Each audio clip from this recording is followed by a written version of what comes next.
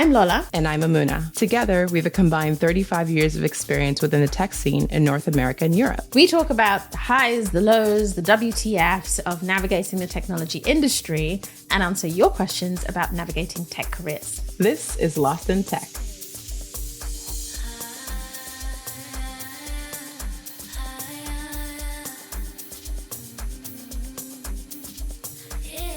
Lola, you want me to share my screen so you can... No. I have no interest in acquiring that level. Just thinking about your desktop situation, literally I can feel the cortisol building up in my neck.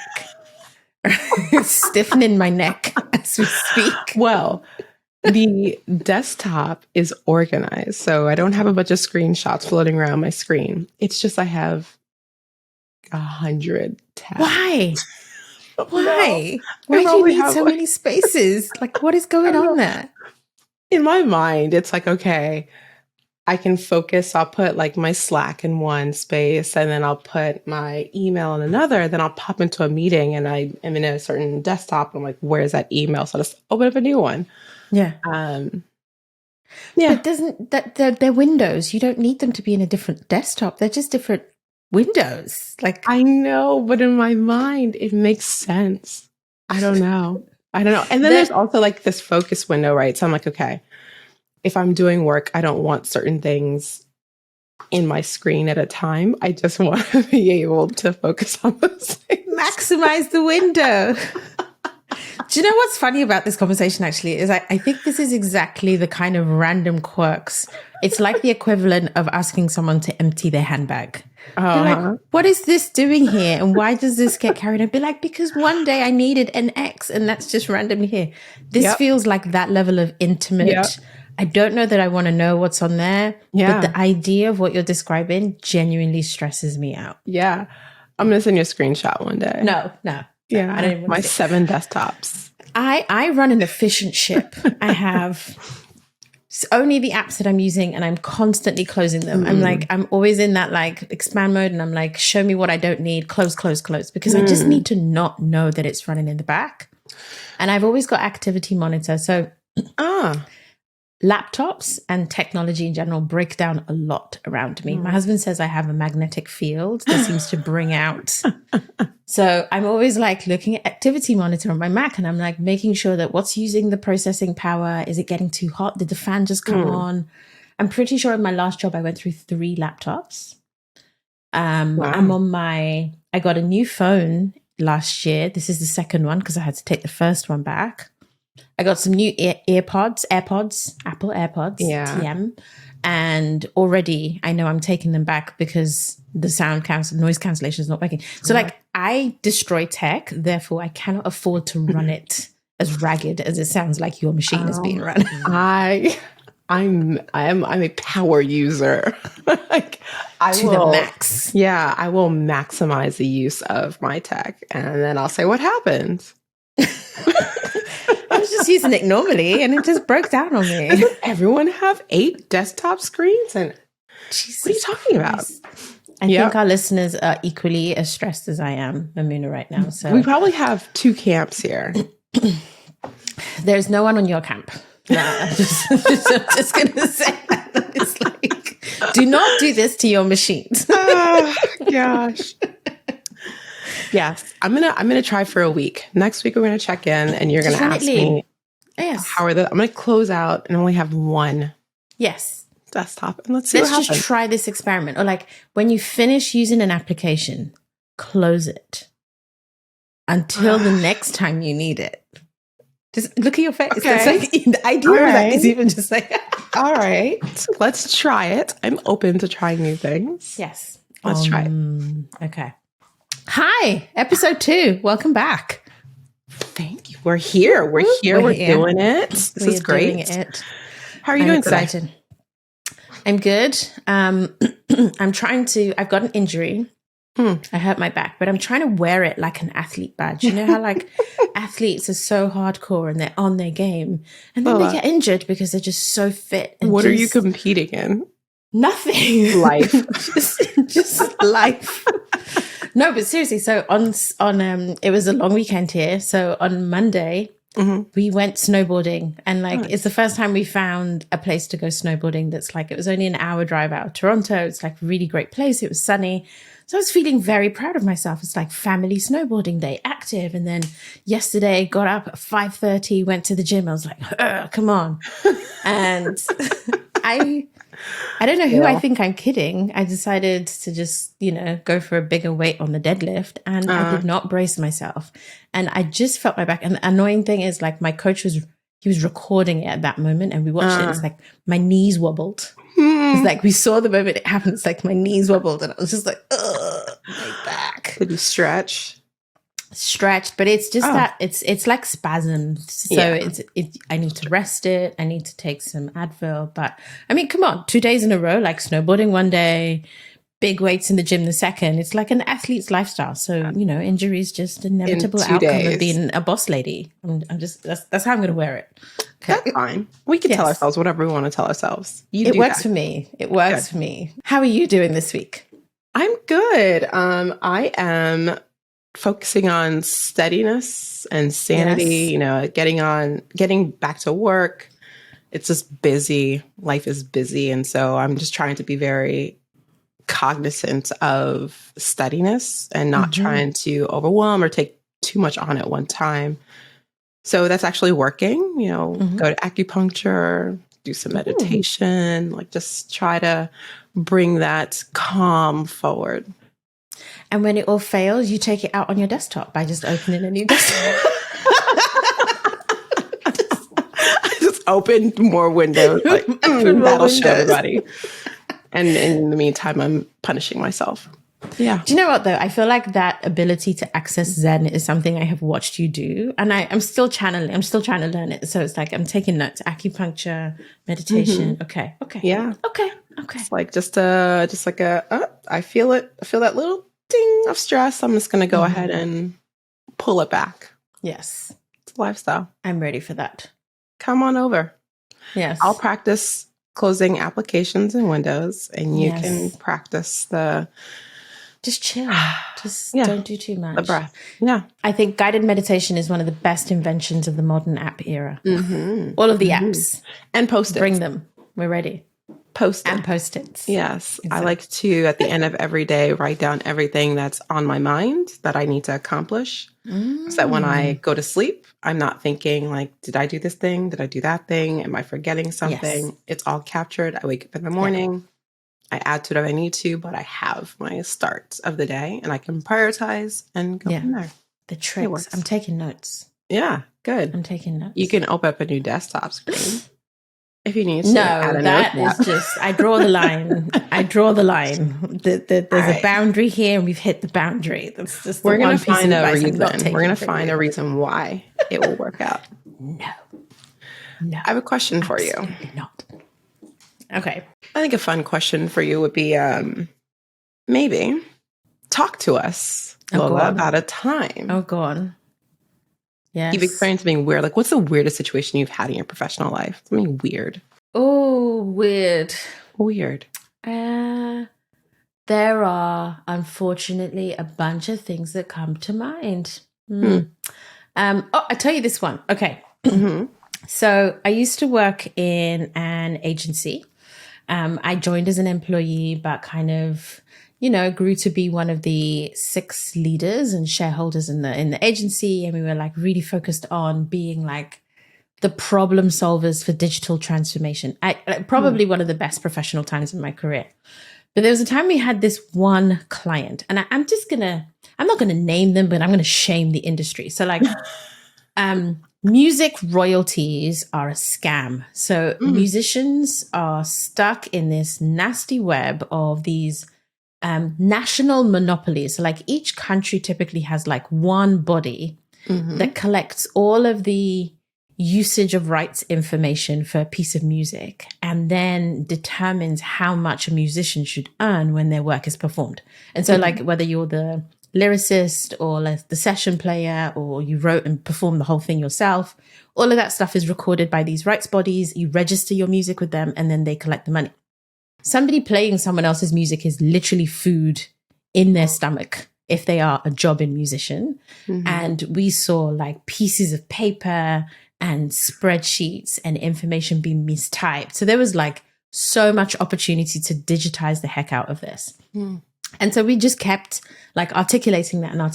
And there was one time we were trying to get them to build a prototype with us. And the team was just kind of dragging their feet. We were like, what's the risk in a prototype? Like, what's the biggest issue here? And they all kept pointing to the COO. So myself and my co-director of tech, he was director of tech, I was director of UX. We kind of just decided to go have a meeting with the COO to be like, hey, like you guys are already paying us and we should probably do something for you. And this is the thing we think we should need to do. And so I was painting the picture of what our research had found and just how bad it was.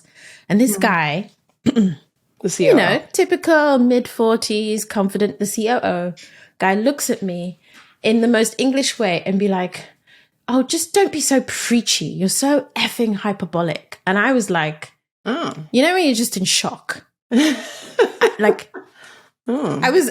was, you know, young woman. I'm like, I'm telling my client the story. And he looks at me like I'm his sister or some shit. And he's like, don't be so preachy. You're being so hyperbolic. And I literally was just like, did he just speak to me like that? And we were both in shock. And then he basically just proceeded to have a tantrum. Like this guy lost his, it was like he didn't realize he was at work.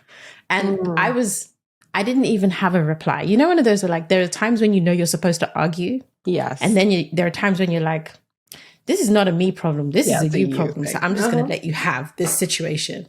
So he kind of goes on this tirade and then gets really sweaty and like frustrated. And we're just like, okay, thank you very much for your time. We're just going to leave. And we left.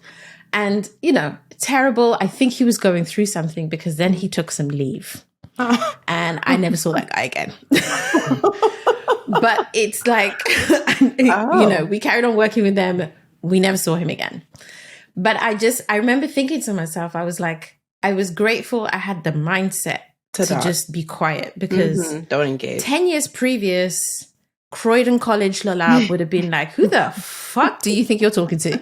Like there would have been a response here that would have been like full South London moment. But my sense at that time was, this is not a me problem. Not gonna pull me this into is that. a you problem. So we're just gonna allow you to stay in this space and find a way to exit, which we eventually did. So yeah, it stays in my mind because I've never been called preachy before.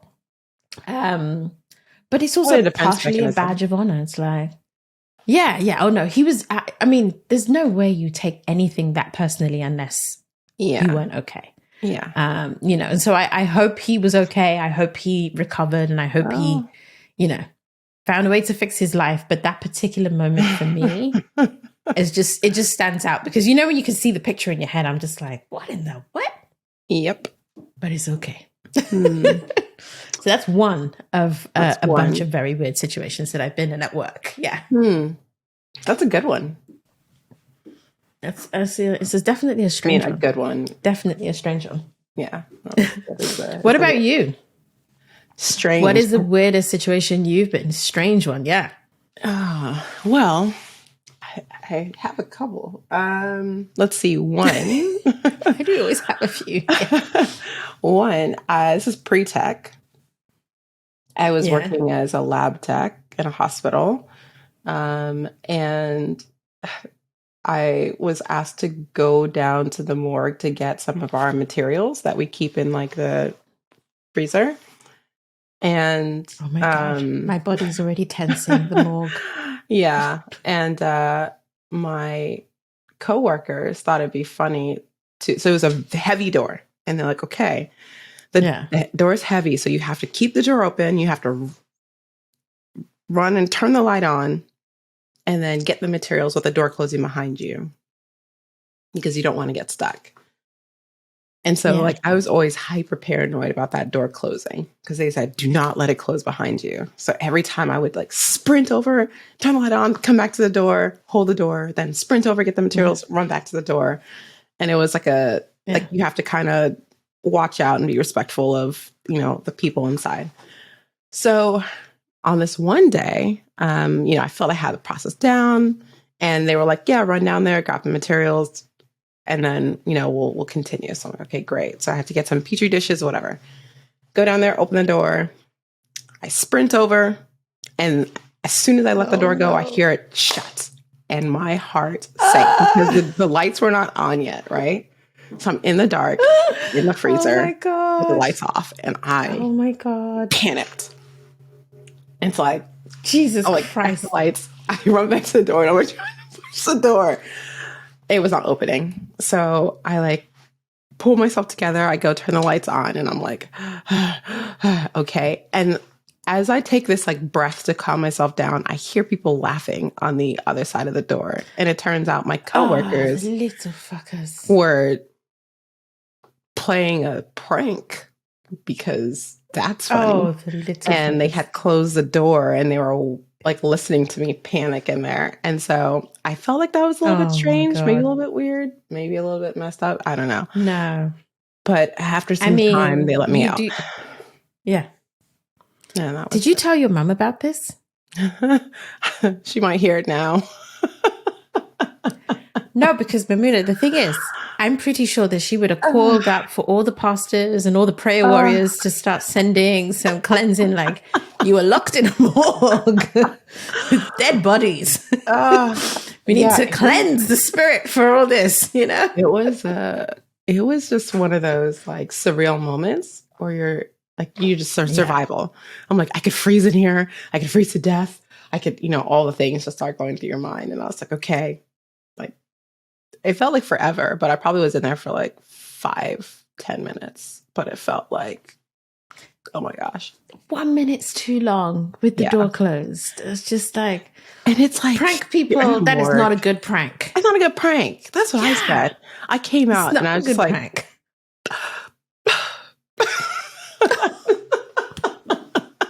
Of course you would. I was trying not to cry. I'm I'm going back to my area. I didn't want to give it honey, you are good energy. No, I would have cried. I would have bawled. No, because that's what I wanted. Screaming.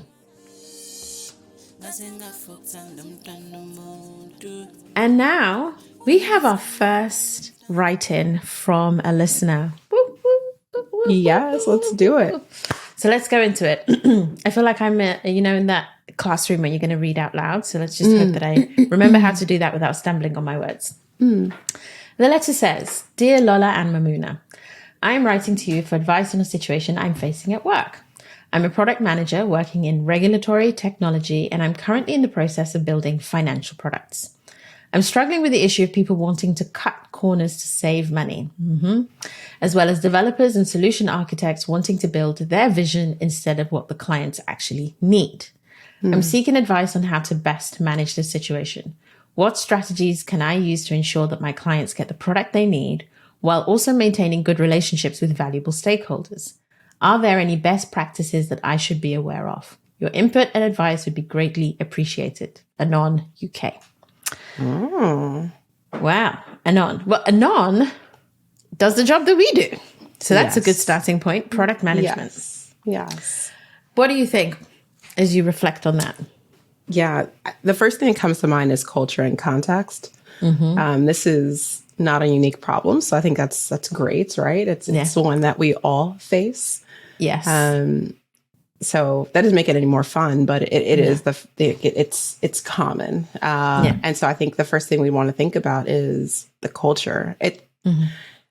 As a person who's come up in the PM world, the one lesson I've learned is that you alone cannot move a mountain, right? So you have to think about the culture and the people around you. And so you have to understand what does product mean for the organization and how can you meaningfully influence that? What about you? Yeah.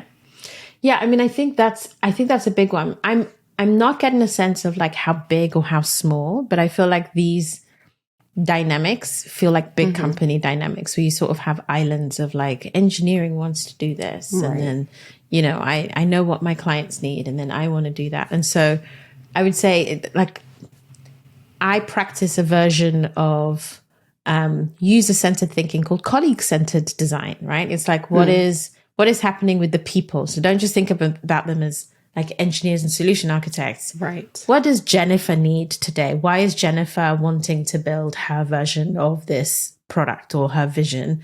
How do you connect with the person to try and draw out like, okay, well, actually, is there a synergy here? Is there something going on? And I think that feeds into your question of culture, because you get to know the people who make up the culture, and then you usually can figure out, okay, how do I navigate this culture in that particular way? And just to jump in, I think one of that, you brought up something that's just, I think, great for leadership management, IC relationship in just general, which is you really want to build empathy for the people that you are working alongside, because your goal may not be their goal. And oftentimes you're sort of talking past each other. And so you want to understand, what is this person trying to accomplish? What drives them? What excites them? What interests them in as quick of time as possible? But that helps you understand how to position what you're trying to accomplish to what they're also trying to accomplish. So you're speaking the same language. 100%, 100%. The other thing that I'm thinking is this, is like, you know, the question of cutting corners to save money, but then you've got clients who have needs. There's a set of dynamics, like there's a pressure point in any organization, limitation on time, resources, money, people, all of that good stuff. So like you've got to find one of those things to flex. One of those has to be more important. Like, is it that we just need to go fast? And if we need to go fast, okay, everybody needs to be on the same page that the priority is going fast and there are hard decisions to be made. Is it that we are absolutely responding to this client need and we've got to nail that experience? Okay, then everything else flexes with that. So I think part of the challenge is actually then, how do you get to the point where you feel confident, you know which one of those things is the most important? And it's usually conversations like, is there whether it's your lead or another senior person in the organization who can help you advocate or understand, like, what is the most important thing right now? Which one of those things do we flex, knowing the implication on the others? Because I think everyone knows you can't have everything in the kitchen sink at any time. You hope, right? Not everyone knows that, but I think you want to believe, or they don't act. That exactly. way. Yeah, exactly. Yeah, and I think sort of while you're up there in that space of working with your lead or maybe folks around you, understanding what your sphere of impact is, right? So you're thinking about, like, if I am to make this change happen, if I am to influence a decision, if I am trying to move this thing forward, who can help me around? Who can help me around me, you know? Yeah, exactly. Who are my peer advocates, and who's my like senior advocate, or who do I get to play? Because I don't know about you, but I've certainly done this where I've got into like review meetings to have a difficult conversation about a decision we need to make on a product. And before we get into the meeting, I've identified my friends who are going to be in the room. 100%. And I'm like, when I say this, I need you to raise that point so that this conversation can happen. Good. And they're like, yep, deal. And like, there's a strategy going into that meeting so that part of the battle is making sure the right conversation is had at the right time. And so it could be that you're trying to own all of these tensions inside yourself because you feel like, oh, I'm the product manager. I'm the person who has to decide and arbitrate all of these issues. But actually the value is no, externalize that. Yep. Here are the assumptions I'm making. Here is what I think we're balancing. Let's use this forum to validate that we're all on the same page with that and the trade-offs are clear. And it's not a me thing, it's an us thing. Right. And so you're kind of externalizing that prioritization call. Yep. I think that's spot on. You don't want to sort of put a target on you to say, I am the single person trying to make this change and only I can do it. And it's my voice. And the weight of that. Yes. Exactly. Is enormous. And then you also don't want to be trying to be a single person who's trying to change the entire organization. It's just not going to work. Like, it just doesn't work. It's not going to work. Yeah. That actually leads me to the other thing, which is like, obviously there's not a huge amount of detail about the specific product here, but I would say be wary of piling all the problems on at the same time. There's that famous joke, like, how do you eat an elephant? It's like one bite at a time. Right. Pick one problem at any given point in time. There's only so much energy you have in a day, only so many hours, only so much you're supposed to give to work. pick one problem and tackle that problem first, and then everything else comes later. And I think it's important not to like look at the whole thing and be like, this is so big and everything has to be right. There may be a time when you're sacrificing a little bit of, you know, your personal relationships because you need to kind of focus on getting something done, or a time when you're actually saying to the company, hey, we need to slow down in order to achieve this because the risk is too great. So like pick a problem and try and get around that problem and then deal with the next thing after that problem. So you're just giving yourself a tunnel that you can work through. Yeah. And I think after you pick that problem, right, it's now focusing on execution and showing results. Yeah. So if you are going to advocate in a direction, then in order to build your trust circle around you, you have to show results. Yeah. So it's, you pick the problem and you go heads down, you drive it forward, and you show them that the thing you said is going to happen happened. Yeah. And now we're able to pick that next problem. So as you start to expand delivery, people are like, oh, well, we trust that this person is capable and what they're saying is accurate. So when you come and say, hey, everyone, we have a culture problem or a culture opportunity, you know, they're going to probably perk up and listen because they say, okay, this person gets stuff done. How can we make sure that they're able to either do more of that or people around them are able to do that? 100%. Isn't it funny though? I think this is where I think probably the summary key is it boils down to like building trust. And obviously, if you've never delivered anything, people don't know you well enough to know if you can deliver. So you start out by leaning on personal trust, right? You empathize, like we said, you care about the person and what is motivating them, and you show them that you care about their goals alongside your own. And then you use that to get you to the point where you've actually delivered on something. And then you've now got evidence of executing, and that gives you another layer of trust. And then you go from there. But it all boils down to, do we trust you? How do we trust this person? Do we trust their decision making? So even things like show how you're making decisions helps with building that trust, because then people are like, okay, well, you're weighing up the right things, or you've thought about this in the right way. And I trust somebody who can do that and who has the ability to see it through. That is probably like the key to all of it, is ultimately like building that trust. Yeah. 100%. And on top of that, it's your voice and that narrative, right? So it's like, well, how are you able to tell the story? How are you able to bring people along in the journey?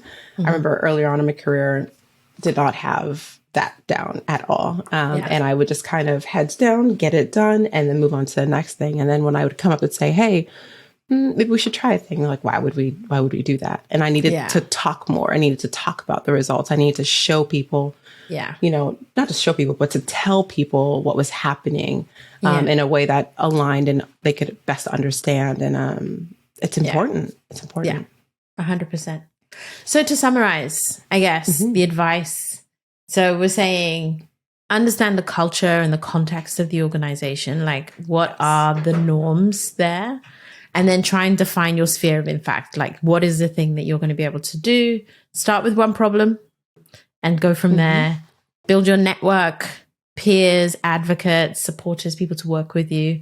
And I guess, you know, any final things on, like, because I think one of the questions, let me just read again here, is any best practices? Like, I guess what we've described are best practices, but does this mean process? Is there a magic process out there that's going to help solve this problem?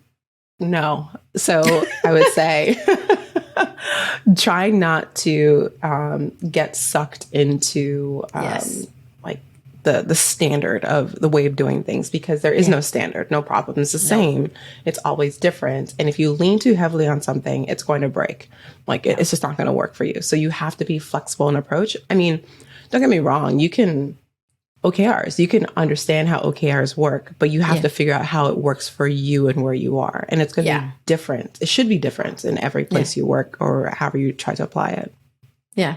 Unpopular opinion. I think most places cannot work with OKRs. I agree. 100%. Just agree. Like, it's a wonderful, there's actually a long list of these methods that are very popular and widely sold and distributed that I think fundamentally don't work in practice. Yes. OKRs, it's fun to pretend. It's fun, but like customer satisfaction scores. It's like, you could spend it, you could put a lot of science into it, but these processes are not magic keys. It's like just not going to make it work. Agree. Thank you so much, writer, for writing in. I guess we have one other person who can provide some amazing advice, who is somebody that we have worked with previously. Mamuna? Yes, Daria. So we have a individual who we worked with both. And I think we should hear from them. Yes. Let's hear what Daria's advice is. Hi, I'm Daria, and I wanted to give you some advice on the super interesting question I received. I think this is a situation that every PM has faced in their career over and over again. And there's some tools or frameworks that can make this a little bit easier to navigate. The first one is the jobs to be done framework. So the jobs to be done framework is simply a way to dissect client problems and talking about them in a way that's very clear, that can be easily understood and debatable among others. And what you're actually doing is you're saying, hey, in this particular situation, the client has this specific problem due to these circumstances. And you're doing this outlining the different jobs or the different needs that the client has, and you're aligning the team around them and prioritizing those. And this is a very interesting exercise to make sure that everyone agrees on what these key points are. And then when you actually go into solutionizing mode, you can look at the solution and figure out whether the solution at hand answers some of the most important jobs to be done. And if it doesn't, you're going back to the drawing board and saying, I think we need a better solution because ultimately this doesn't solve the client's problems. And if you're still facing misalignment, another thing you can try is talking through, I guess, what we call assumptions or principles and constraints around the problem. Really, this is just a vocabulary around something you probably do naturally, but you're calling it out and creating a framework around it. So assumptions is basically calling out, how do you think the world, the product, the financial environment, the macroeconomic, microeconomic environment will play out, and how that will influence the decisions that you need to make around your product. So for example, you can make an assumption that this financial product is really a temporary problem that needs to be solved because in 2 years, like AI will overpower everything or take over the world, or something more realistic along the lines of, hey, I have an assumption that we actually have only 3 months to go to market for this solution. Otherwise, we are likely to get crushed by XYZ competitor. And by aligning all of these assumptions, you're really clarifying to your stakeholders how you are thinking about the world and giving them the opportunity to speak their mind as to how they may see things differently. And this is really where you would uncover a lot of misalignment. Principles and constraints is similar to that. You're basically outlining what do you believe are the rules of the game by which you can build this thing? Is there a set expectation of, hey, like we have 6 months to go to market for this, or like literally our budget will run out in 12 months. And so it's like, we have to build something versus no, this is a platform play. We need to build an infrastructure for the long term. And this needs to really be a scalable step solution, in which case you may be approaching this problem very differently. You might also have some principles around, hey, this has to be a mobile first solution because we believe that this is finance in this environment, a mobile first solution makes sense, et cetera, et cetera. And this, again, is just a way to speak about some of the beliefs that people on your team may inherently hold, but may not be spelling it out loud or just assume that everyone else is on the same page. And I think it really helps just saying the thing out loud and making sure that everyone's aligned as early as possible, and doing so with a lot of care and empathy, where you're actually putting in the homework, you're asking for input from others, and ultimately helping clarify where this misalignment actually comes from. Hope this was helpful. Cheers. Mamuna, what are you learning about this week? What's been on your mind? What's on your learning agenda? Yeah. So as I had mentioned earlier, I try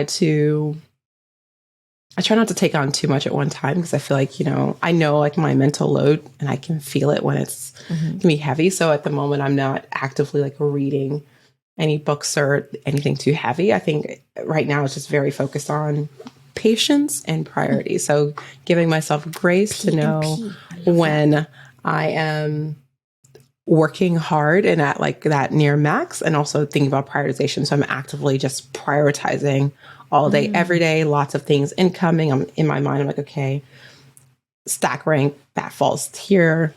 I've built out this ridiculous process. So this should be my saving grace. Yes, I have 8 desktops open, but I also have this like ridiculous Notion system that I've built out that like manages my life. So in it, it's just like, it's an intake of all the things that come in. I like quickly tag them. I prioritize them. All my notes have tags. Like everything is just tagged and prioritized. And it's just like helping me flow through the day. Yeah. And so that is just like my system that I built out. And I have a bunch of Post-its around me, but those quickly get like, those are for conversations, and I could put them into my system, and then I just kind of go. So I always feel like I have a handle on what's happening. So that's my continued learning, my life learnings. How about you? I mean, patience and priority. I want to get that on a t-shirt. That's just P&P. Yeah, P&P. Also, this is not an advert. Maybe it should be, but like shout out to Notion, because I also have a Notion for my life. And like, I don't have a work one and a life one. I have one Notion. It's one. And there's like an inbox, and then there's like urgent and important and long list. And like, there are all these columns and tags, and it just works. Yeah. It just works. It works. It works. What am I learning this week? So as everyone, I think I shared last week, I am back in the world of blockchain for work. And I am learning about one of these really complicated cryptography terms called zero knowledge proof. Like everything in blockchain is just badly named. This is a terrible name, but it's super interesting because it's like the layman's explanation is the ability to know something is true without having too many facts about that thing. So simple thing. You want to prove you're over 21. What you do today is you show your ID, or you upload your passport to a service, or you give a doorman your driving license. That means you actually end up sharing your full name, your home address, like the day you picked up your passport. There's a lot of information that is not needed to prove you're over 21 that gets transmitted with that. Zero knowledge proof is a mathematical way of essentially allowing two systems to verify a fact without having to hand over any information that's considered personal. So you would not have to give your date of birth in order to prove you were over 21. How it does that, do not ask me these questions on this show. But that's like, my next.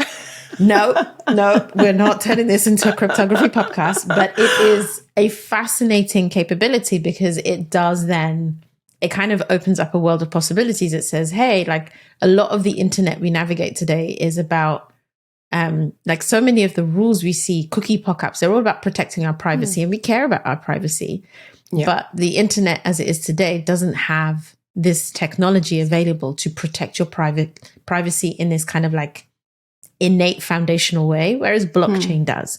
So I'm learning about it because I'm trying to figure it out how to bring it to the masses, because we are ready for this now. There's actually a lot of really interesting activity in this space, and I'm attending a Twitter space this afternoon to listen to some very, very smart people, hopefully speak in plain English and not cryptography terms.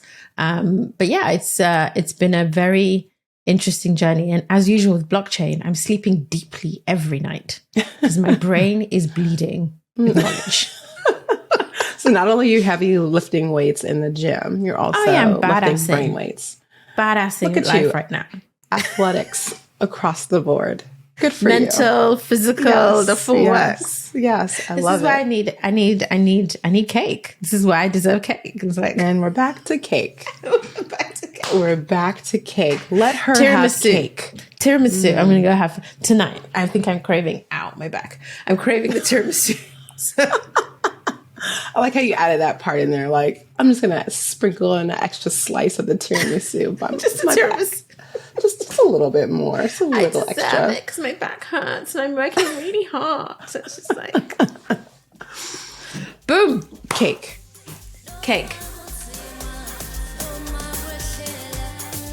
We've made this show for you, and we want to hear your stories. We have our combined 35 years experience in tech. We have an incredible bank of experts to call on. We are your safe space. So send us your tech challenges and we'll help you create some draft decisions through some real talk. You've been listening to me, Mamuna Oladipo. And me, Oyelayo-Pearson. Edited and produced by me, Michael Blissa, with theme music by 031 MASH. Email us at help@lostintechpodcast.com or DM us at lostintechpod.